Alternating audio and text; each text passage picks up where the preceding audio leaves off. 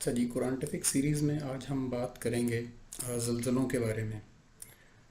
زلزلوں کے بارے میں انسان شروع سے یہ سمجھتا تھا کہ شاید یہ کسی خدا کی ناراضگی کی وجہ سے ہیں، اور تاریخ کے اندر ایسے واقعات ملتے ہیں کہ زلزلوں کے بعد چڑھاوے چڑھائے جاتے تھے، قربانیاں دی جاتی تھیں کہ شاید اس سے زلزلے آنا بند ہو جائیں گے۔ لیکن یہ سلسلہ آج تک نہیں رکا اور شاید کبھی رکے گا بھی نہیں۔ 1855 میں ایک سائنسدان نے اس کی وجوہات کو اکٹھا کیا، تو اس میں سے اس نے جو سب سے بڑی وجہ بتائی وہ یہ ہے کہ زمین کے اندر جو لاوا ہوتا ہے، والکینوز جن کو ہم کہتے ہیں، جب وہ بھڑکتا ہوا باہر نکلتا ہے تو زمین ہل کے رہ جاتی ہے۔ کئی دفعہ وہ اندر بھی ایسی ویوز جنریٹ کرتا ہے، اس سے بھی زمین ہلتی ہے، جس کو ہم عام طور پہ زلزلہ کہتے ہیں۔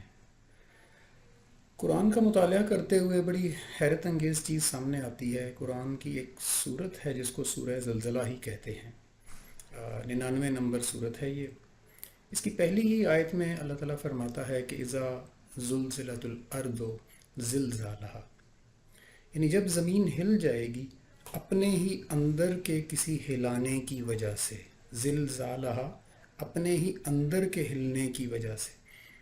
تو ایک تو قرآن نے ثابت کیا کہ زمین کا یہ ہلنا کسی بیرونی عمل کی وجہ سے نہیں ہے، یہ زمین کے اندر ہی کوئی ایسی چیز ہے جو اس کو ہلا کے رکھ دیتی ہے۔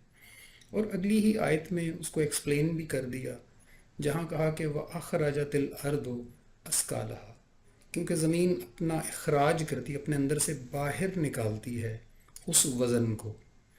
اس کو سمجھنے کے لیے جیسے ہم کہتے ہیں نا کہ دل کی بات کہہ دو وزن ہلکا ہو جائے گا، یعنی ہمارے اندر کوئی ایک چیز ہوتی ہے جو پل رہی ہوتی ہے، پک رہی ہوتی ہے، جب ہم وہ کہہ دیتے ہیں تو ہم ہلکا فیل کرتے ہیں۔ اسی انداز میں کہا گیا کہ وَأَخْرَجَتِ الْأَرْضُ، یہ زمین اپنے اندر سے نکال دے گی اثقالہا، جو وزن اس نے رکھا ہوا تھا۔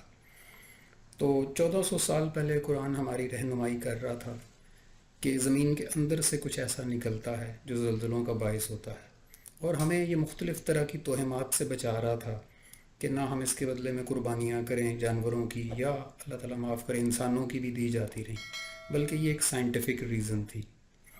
اللہ تعالیٰ ہمیں سمجھنے اور عمل کرنے کی توفیق دے۔